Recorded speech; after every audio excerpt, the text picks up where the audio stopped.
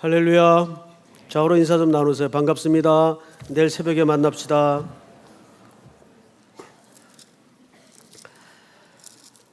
이제 한 주 남았죠? 완주하시기 바랍니다. 오늘 주제는 참 불편하고도 어려운 용서라는 주제입니다. 저도 설교자로서 이 주제를 설교하기가 무척 곤혹스러울 정도로 쉽지 않은 주제죠. 용서. 어디까지 용서이면 무엇이 용서이고 사람마다 기준이 다 틀릴 텐데 우리는 오늘 이 용서의 문제를 어떻게 풀어갈 것인가, 주기도문의 가르침을 따라서 한번 짧은 시간이지만 이 용서의 주제에 비껴갈 인생은 아무도 없죠. 일용할 양식의 주제만큼 우리 생존에 가장 공감할 수 있는 주제이기도 합니다. 용서를 주제로 만들어진 책도 있고 영화도 있어요.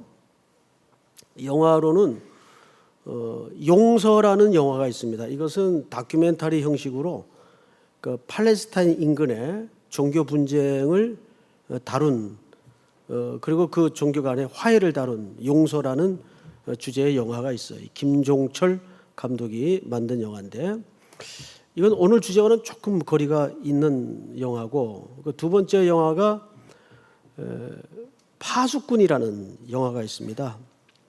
난 용서가 주제인 줄 알고 그 영화를 봤는데 조금은 다른 주제더라고요. 누가 잘못 가르쳐 줬어요. 이게 전혀 용서에 관한 주제는 아니고 그 인간의 자존감이 병들었을 때 어떤 해악이 있는가, 한 공동체, 그 고등학교에서 벌어지는 일인데 초점이 조금 빗나갔어요. 그리고 이제 유명한 영화가 밀양이라는 영화죠. 아시는 대로 김도연 씨가 전도연 씨죠, 전도연 씨. 전도연 씨가 남편을 잃고 어린 아들을 데리고 남편 고향을 내려가죠. 그 남편은 사실 좀 가정적으로 성실하지 못했던 남편이에요. 그런데 어떤 고집을 가지고 내려갔다가 더 큰 비극을 당하는 영화입니다. 그건 종교 영화는 아니에요, 사실. 그리고 이제 또 하나 제가 참 인상에 남는 영화가 오늘이라는 영화입니다. 저하고 이제 성이 같은 송혜교 씨가 주인공으로 등장하는 영화인데 어제 목양실에 앉아서 그 두 편의 영화를 봤어요. 파수꾼이라는 영화하고 오늘이라는 영화를 봤는데 여러분들에게 꼭 그 추천해주고 싶은 영화가 오늘이라는 영화입니다. 이런 영화는 잘 흥행이 안 돼요. 꽤 벌써 제작된 지가 오래됐는데도 사람들이 많이 모르더라고요. 근데 이 영화는 어떤 가치가 있는가 하면 우리가 일반적으로 그저 대책 없는 자비를 근거로 용서하라는 이 말이 얼마나 위험한가, 가해자도 피해자도 얼마나 병들게 하는 것인가를 아주 섬세하게 잘 다뤘어요. 그래서 여러분들이 이 영화는 이미 종영이 됐지만 이렇게 볼 수 있으면 얼마든지 구해서 볼 수가 있을 겁니다. 이 영화는 제가 한번 추천해보고 싶은 영화입니다. 자, 오늘 이제 본문이 이렇게 돼 있어요. 너희가 사람의 잘못을 용서하면 너희 하늘 아버지께서도 너희 잘못을 용서하시려니와, 이렇게 돼 있어요. 여러분, 이게 조건절로 돼 있는데 또 우리 주기도문에도 보면 이렇게 돼 있어요. 우리가 우리에게 죄 지은 자를 사해 준 것 같이 우리 죄를 사하여 주옵시고, 이렇게 돼 있단 말이에요. 그러면 용서라는 주제가 조건절입니까? 과연 그래서 가능할까요? 우선 문법적인 오해가 있습니다. 이 말은 조건절처럼 보이지만 용서가 조건이라는 말은 아니에요. 문법적인 설명을 다 걷어내고 시간이 짧으니까 직역을 하면 이렇게 됩니다.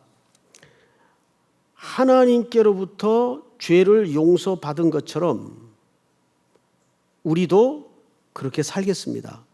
말하자면 요청이면서 선언문이에요. 다시요. 따라서 해보십시다. 하나님께로부터 죄를 용서받은 것처럼 우리도 그렇게 살겠습니다. 정확히 이 의미입니다. 그러니까 이 말은 우리에게 죄 지은 자를 용서해야 하나님이 우리를 용서한다는 말이 아니죠. 전혀 다른 얘기입니다. 자, 그러면 우선 여기에 오늘 성경에는 너희가 사람의 잘못이라고 되어 있는데 우리 주기도문에는 우리가 우리에게 죄 지은 자 이렇게 되어 있죠. 죄 지은 자. 잘못이나 죄나 그 해석은 이렇습니다. 부채란 뜻입니다. 빚, 이렇게 현샤인 이런 빚이 아니고 그 부채를 얘기합니다. 근데 이게 복수로 돼 있어요. 왜 복수로 돼 있을까? 이 죄는 말하자면 아담이 에덴 동산에서 하나님께로부터 저질렀던 원죄를 말하는 게 아니고 또 이 기도는 믿는 자들에게 가르친 기도이기 까닭에 사실은 구원받은 이후에 연약함 때문에 벌어지는 수많은 상함들, 인간관계의 병 등 내용들을 얘기하는 거예요. 자, 우리 아주 좋은 신뢰가 하나 있는데 요한복음 13장을 한번 띄워주세요. 예수님하고 베드로 대화가 나와요. 이 자리는 아시는 대로 마지막 만찬을 제자들과 나누신 이후에 예수님이 수건을 허리에 동이고 제자들이 이제 발을 갑자기 씻겨 나가십니다. 그러다가 베드로 순서가 왔어요. 베드로는 아시는 대로 캐릭터가 업다운이 심한 인물이죠. 그러니까 베드로가 예수께서 대답하여 이르시되 내가 하는 것을 네가 지금은 알지 못하나 이후에는 알리라. 다음 절 시작. 베드로가 이르되 내 발을 절대로 씻지 못하시리이다. 예수께서 대답하시되 내가 너를 씻어주지 아니하면 내가 나와 상관이 없느니라. 이 본문을 그대로 좀 두십시오. 8절. 베드로 순서에 왔을 때 베드로가 한 얘기입니다. 아니 선생님 이게 거꾸로 됐지 않습니까? 저희들이 선생님 발을 씻겨야죠. 선생님이 어떻게 아랫사람들 발을 씻깁니까? 그리고 말렸어요. 이거 뭐 상식적인 행동이겠죠. 그런데 내가 너를 씻어주지 아니하면 네가 나와 상관이 없다. 더 뜬금없는 얘기를 하세요. 그리고 나서 이제 9절입니다. 시몬 베드로가 이르되 주여 내 발뿐 아니라 손과 머리도 씻어 주옵소서. 그러니까 베드로가 참 난리가 심한 사람이에요. 금방 뭐라 그러냐면 그래요? 그러면 상관없다 그러니까 아예 모욕을 시켜주십시오 그래요. 그러자 유비적 설명으로 예수님이 꺼내놓은 대답이 10절 말씀이에요. 다 같이 읽습니다. 시작. 예수께서 이르시되 이미 목욕한 자는 발밖에 씻을 필요가 없느니라. 온몸이 깨끗하니라. 너희가 깨끗하다 하는 아니라 하시니. 말하자면 지금 모욕은 구원의 문제를 얘기하는 거죠. 구원받은 사람은 다시 구원받을 필요가 없다 그 얘기예요. 그리고 그 이후에는 손발은 매일 씻어야 된다. 이게 유대인들의 정결법인데 팔레스타인 사람들은 신발 형태가 샌들 형식으로 되어 있어서 사방이 다 툭툭 터져 있어요. 그래서 외출을 하거나 일상을 살다 보면 제일 먼저 더러워지는 부분이 발입니다. 그리고 이제 그대로 집으로 들어오거나 남의 집에 들어가면 집 입구마다 웬만한 집은 다 항아리에 물을 담아놓고 그 물로 제일 먼저 발을 씻어요. 그리고 나서 마지막에 손을 씻게 되죠. 자, 이 이야기는 목욕과 손발 씻는 문제를 구분해서 주님이 해석하신 내용이에요. 구원받은 사람은 다시 구원받을 필요가 없고 매일 연약함 때문에 벌어지는 그 죄에 대해서는 씻어야 된다는 얘기예요. 그래서 여기 주기도문의 죄는 복수 형태로 되어 있습니다. 복수 형태로. 자, 그러면 한 걸음 조금 더 나아가서 요한일서 1장 9절을 한번 띄워주시겠어요? 요한일서 1장 9절 다 같이 읽습니다. 시작. 만일 우리가 우리 죄를 자백하면 그는 미쁘시고 의로우사 우리 죄를 사하여 주시고 우리를 모든 불의에서 깨끗하게 하실 것이요. 그 이 본문은 우리 구원에 관한 문제입니까? 우리가 일상에서 매일 벌어지는 실수에 관한 내용입니까? 후자죠. 그렇게 우리는 매일 우리의 죄를 용서함을 구할 책임이 있단 말이에요. 자, 그런데 어느 시대인가는 이런 적도 있었어요. 목사님들이 예배를 인도하다가 교인들에게 이런 부탁을 합니다.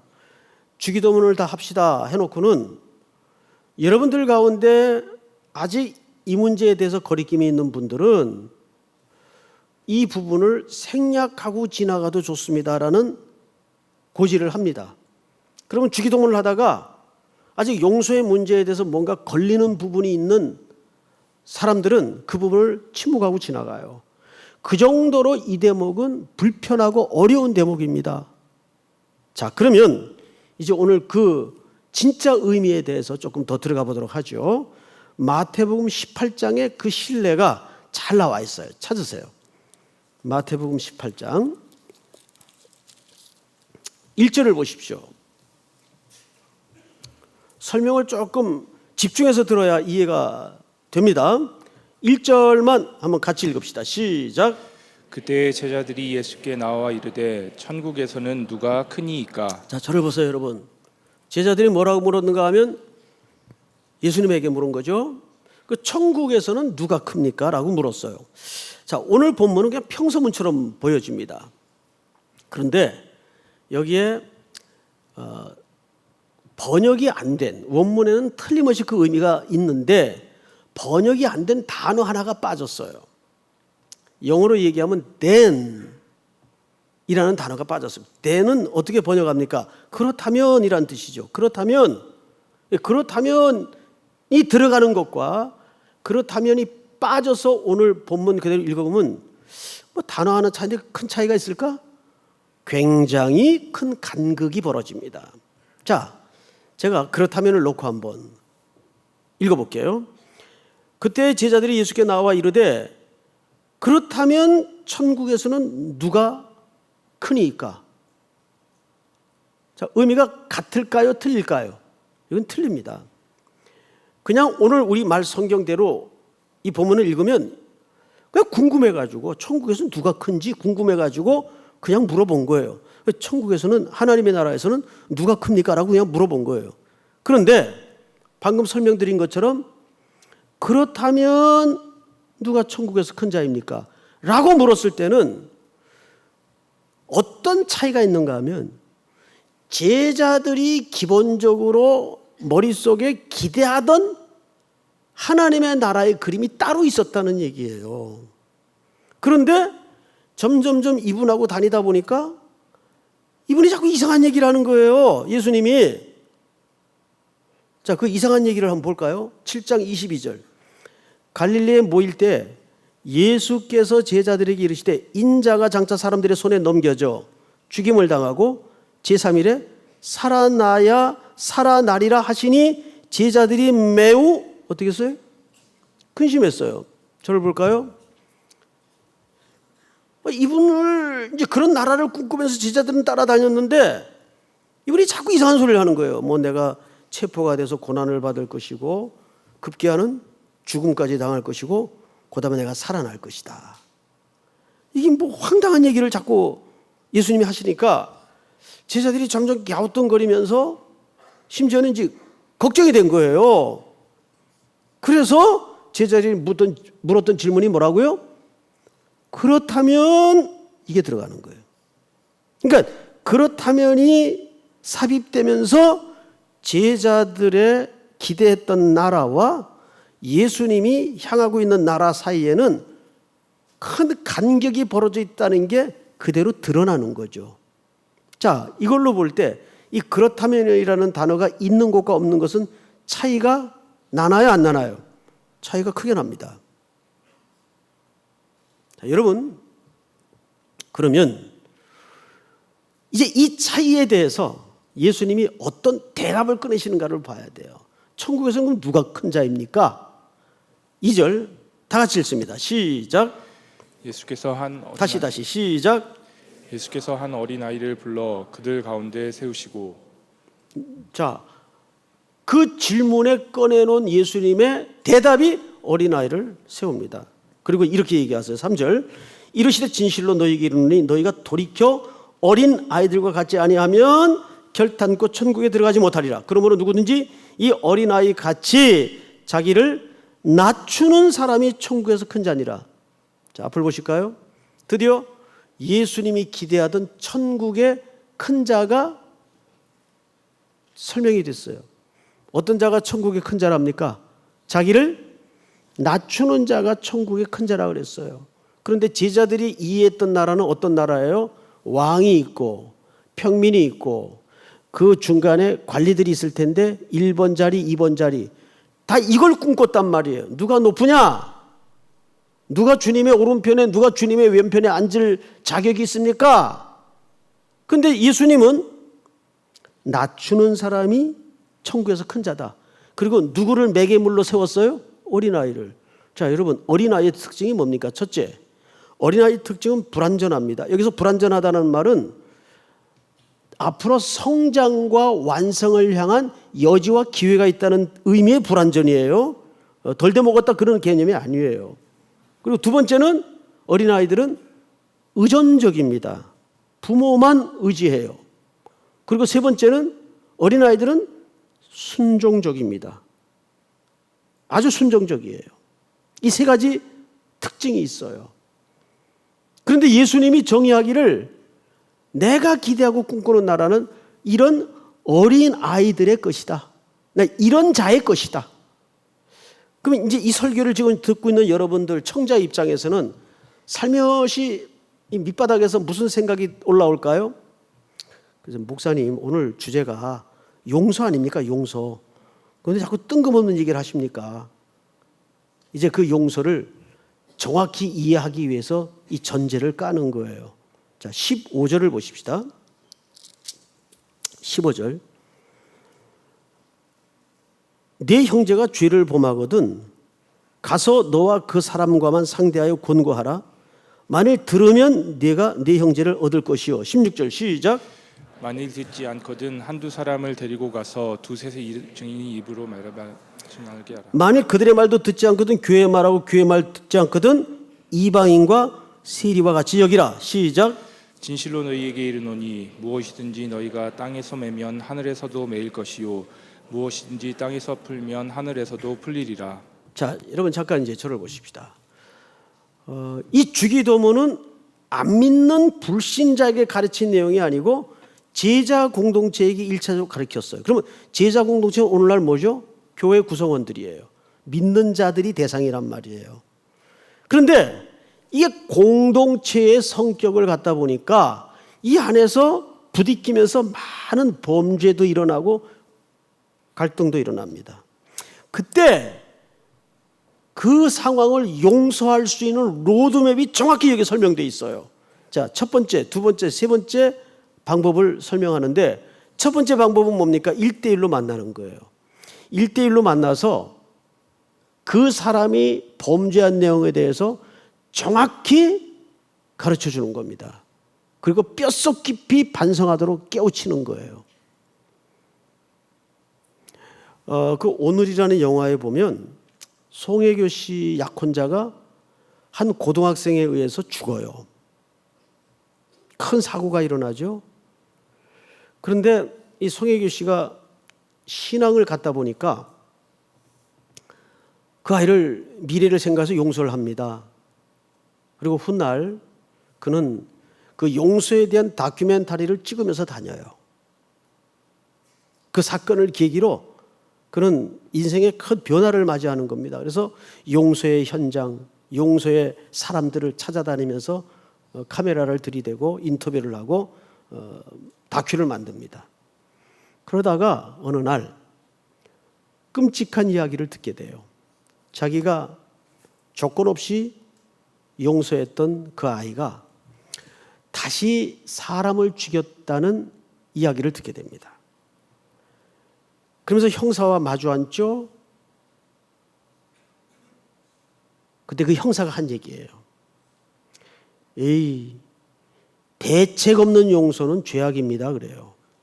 저는 그 말이 너무 와닿았어요. 대책 없는 용서는 죄악입니다 그래요. 여러분 그 말이 틀릴까요? 아니요, 맞습니다. 하나님이 우리를 용서하실 때 그냥 없던 걸로 하자, 손 털고 없던 걸로 해줄게, 이렇게 대책 없이 용서하셨나요? 여러분 처벌과 용서는 구분해야 됩니다. 용서가 곧 처벌까지를 면제해 줘서는 안 돼요. 대책 없는 용서는 죄악입니다.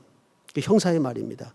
형사는 오랜 수사관으로서 수많은 악인을 다루면서 그걸 뼈저리게 경험한 사람이에요.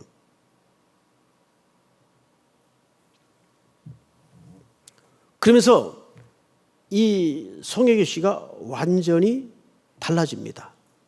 눈빛도 삶의 방향도 달라져요. 내가 뭔가 큰 실수를 했구나. 그 아이를 다시 범죄의 구렁텅이에 밀어넣는 것은 나의 대책 없었던 자비였구나. 흐물흐물한 자비였구나. 이걸 알게 됩니다. 기독교가 자비가 기초입니다. 그런데 그 자비는 대안이 없었고 대책이 없었던 자비가 아니었어요. 여러분, 예수 그리스도께서 그래서 이 땅에 오신 거예요. 우리 죄값을 없이 하기 위해서 그 대책으로 십자가의 자기를 속죄물로 드리신 겁니다. 다시 언급하지만 우리의 용서와 구원은 값을 지불하신 거지 공짜가 아니에요. 누가 구원을 공짜라 그래요?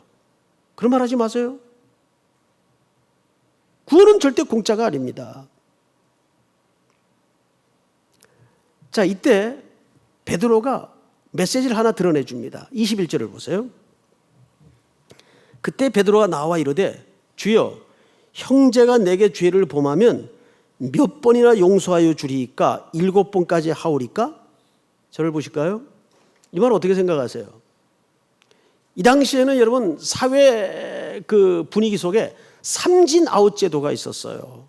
무슨 얘기냐면 사람의 과실에 대해서 한 번, 두 번, 세 번까지는 용서해야 의로운 사람이라고 인정이 되어 있었습니다. 그래서 내키지 않아도 세 번까지는 모든 종교인들과 율법사들은 용서를 했어요. 그 용서는 뭐죠? 결국 자기 의를 숨긴 용서예요. 그래요, 안 그래요? 여러분, 우리 용서에도 자기 의가 기초된 용서가 많아요. 그 오늘이라는 영화에 이런 대사가 나와요. 용서란 증오와 미움을 제거하는 것이 아니다. 그냥 가장자리로 밀어내는 것이다. 참 공감을 했습니다. 여러분, 예수님이 꺼내놓은 이 질문에 대한 대답이 뭐냐면 예수께서 이르시되 네게 이르노니 7번뿐만 아니라 7번을 70번까지라도 할지니라. 이거 어떻게 생각하세요? 가당한 얘기입니까? 이거 할 수 있다고 보세요? 이건 우리 보고 하란 얘기가 아닙니다. 할 수 없다는 얘기를 이렇게 하는 거예요. 이거 할 수 있어요? 어중간하게 살다 보니까 용서 안 되는 일이 있더라고요. 또 용서할 수 없는 경우들이 생기더라고요. 여러분은 어떻게 생각하세요? 예수 믿고 나니까 다 용서가 그냥 돼요? 천만의 말씀. 비근한 예로 최근에 그 외줄 밧줄에 매달려서 7명의 가족을 생계를 책임지면서 페인트 칠을 하던 그 착한 서민을 시끄럽다는 이유로 옥상에 올라가 가지고 커터로 밧줄을 잘라버렸어요. 난 그 용서가 안 돼요. 그리고 용서라는 말은 제3자들이 하는 말이 아닙니다. 겪어봤어요? 당해봤어요? 근데 왜 자꾸 옆에서 용서하라 그래요? 그 오늘이라는 영화를 보면 그런 얘기를 해요. 용서를 강요하는 것은 남의 용서를 훔치고 도둑질하는 일이다 그래요. 그건 제3자가 하는 얘기가 아니에요. 왜 자꾸 용서하라 그래요? 어쩌다가 이 사회는 대책 없는 자비로 용서를 구원하는 사회가 되었어요. 용서할 수 없는 일들이 있습니다, 여러분. 그거는 용서를 일부러 자꾸 하기를 노력한다면 그 용서는 자기 의가 기초가 되고 율법주의 용서가 돼요. 용서는 떠밀려 나가야 돼요. 그냥 두세요. 용서가 숙성되도록 은혜의 물이 흘러들어와서 용서는 그냥 떠밀려 나가도록 둬야지 자꾸 왜 그걸 용서하라 그럽니까? 자기가 겪은 일도 아닌데 함부로 얘기를 하는 거예요, 사람들이. 예? 특별히 여성들이 그 물리적인 힘에 의해서 수치를 겪고 고통을 겪었는데 용서하라고요? 그렇게 한 번이라도 말했던 사람은 회개하셔야 돼요. 자기 딸들이 겪고 아내가 한 번 겪어보세요. 그 말 그렇게 쉽게 나올 수 있는 말인가? 그건 쉽게 할 수 있는 얘기, 제3자가 할 수 있는 얘기는 아니에요. 그렇잖아요, 여러분. 용서는 그래서 증오나 미움을 걷어내는 것이 아니라 은혜의 물이 들어와서 그걸 떠밀어내는 일이에요. 그냥 그대로 두셔요. 억지로 하지 마세요. 그리고 그것은 우리 손에 있지 않아요. 그 예증을 예수님이 기가 막힌 예증을 들었어요. 자, 우리 23절을 한번 볼까요? 그러므로 천국은 그 종들과 결산하려 하던 어떤 임금과 같은데 24절 시작. 결산할 때 10,000달란트 빚진 자 하나를 데려오매 갚을 것이 없는지라. 저를 보세요.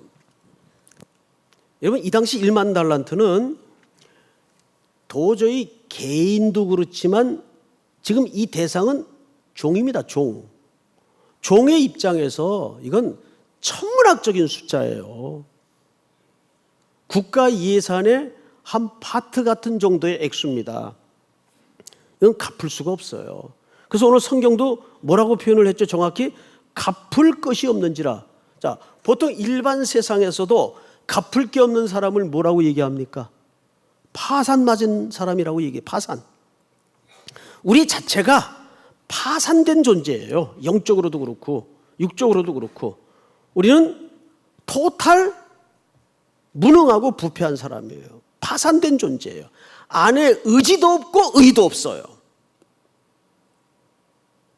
자, 그런데 25절을 볼까요? 갚을 것이 없는지라 주인이 명하여 그 몸과 아내와 자식들과 모든 소유를 다 팔아 갚게 하라 하니. 자, 여기 세 종류의 인생이 등장을 하죠. 자기 몸, 아내, 자식, 모든 소유 다 팔아서 갚게 하라. 그래도 못 갚아요. 임금이 이거 몰랐을까요? 너는 갚을 수 없는 존재라는 걸 확인시켜 주는 겁니다.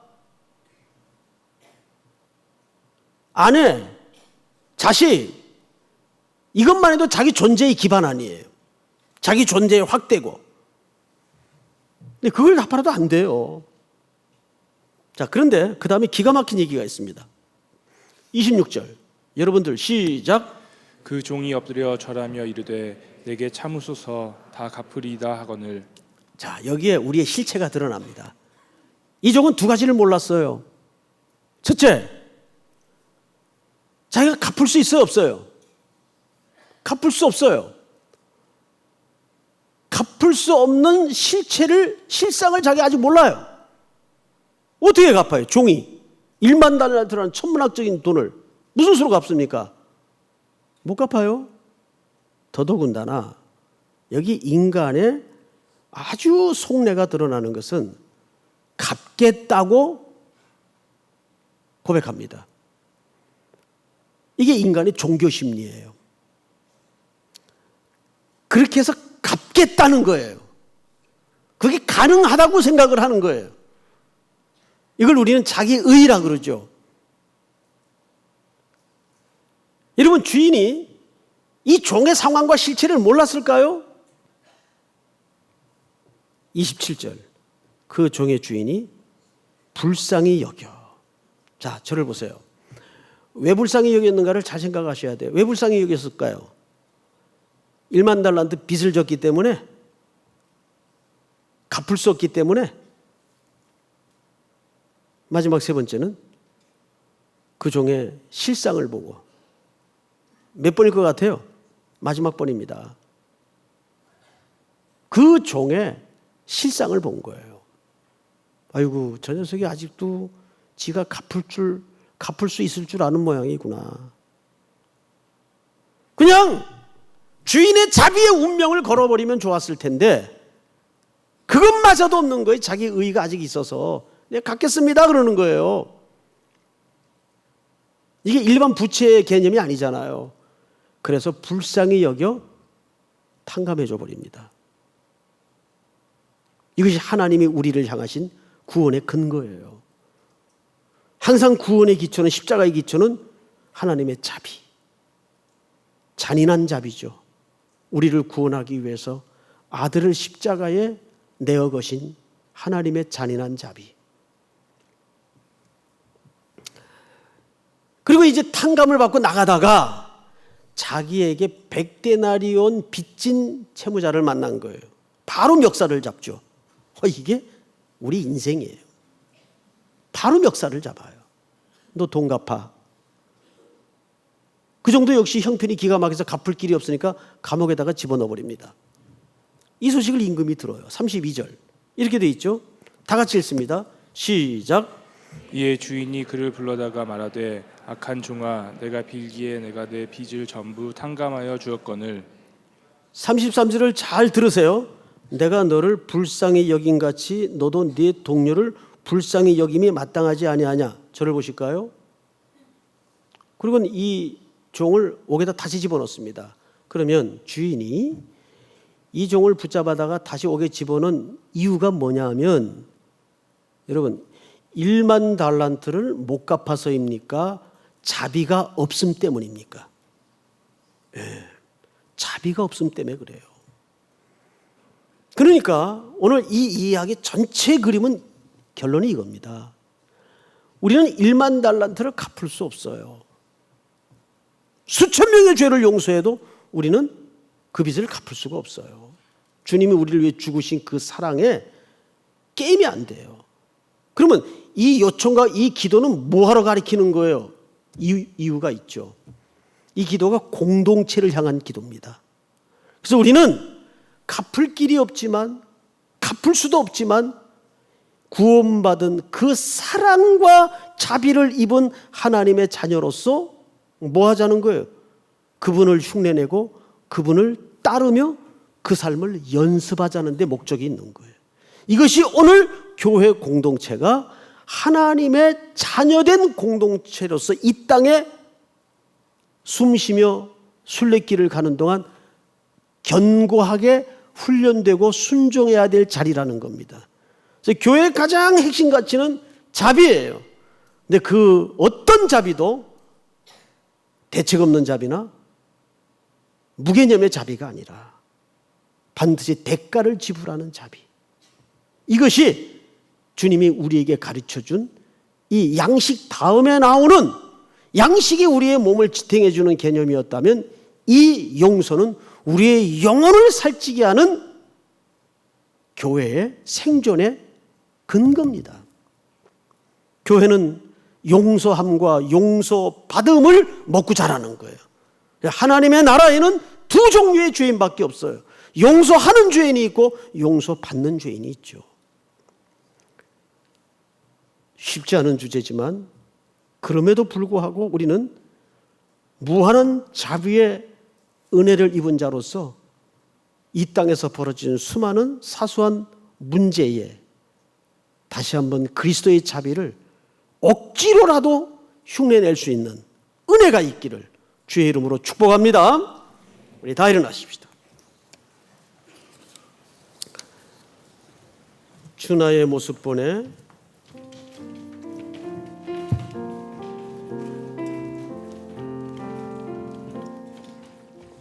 주 나의 모습 보내 상한 나의 마음 보시네 상한 나의 맘 보시네. 주 나의 눈물 안에 홀로 울던 나 아시네. 세상 소망 다 사라져가도 세상 소망 다 사라져가도 주의 사랑은 끝이 없으니 살아가는 이 모든 순간이 주 은혜임을 나는 믿네. 세상 소망 세상 소망 다 사라져가도 주의 사랑은 끝이 없으니 살아가는 모든 순간 살아가는 이 모든 순간이 주 은혜임을 나는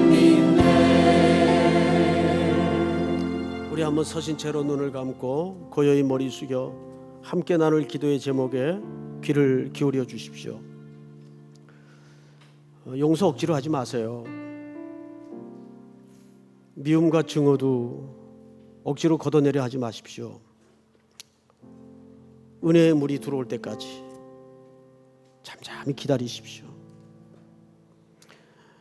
성령께서 이끄시고 그 항해를 붙드셔야 용서도 관용도 가능한 겁니다. 어떻게 그걸 자꾸 강요합니까? 명령할 수 있습니까? 특별히 제3자는 매우 이 문제에 대해서 남의 용서를, 남의 위로를 도둑질하는 행위를 해서는 안 됩니다. 충분히 사귀시고 충분히 숙성시키시고, 그러나 주님이 나를 위해서 십자가에 탕감하신 그 모든 부채를 생각할 때 우리는 흉내라도 내야 됩니다. 주님, 그 목적지까지를 우리로 가게 하시는 이유를 압니다. 그러나 더디더라도 주님 기다려 주십시오. 힘들더라도 주님 기다려 주십시오. 그겁니다. 그리고 이제 한 주 특세가 남았죠. 새벽마다 열어지는 주의 말씀을 통해서 우리는 또 특세가 맞춰지면 하나님과 불목한 어둠의 땅을 향해서 화해의 메신저로 마땅히 나가야 됩니다. 선교는 선택 과목이 아닙니다. 내가 그리스도의 사랑에 메인받은 하나님의 백성이며 마땅히 순종해야 될 내 삶의 엄숙한 과제입니다. 그 땅을 향한 제물의 걸음을 걷겠습니다. 우리 시간 다 같이 한번 주여 부른 다음에 소리내어 통성으로 기도합니다. 주여! 하나님 은혜를 진심으로 감사합니다. 오늘 너희들의 귀한 말씀 하나님의 거룩한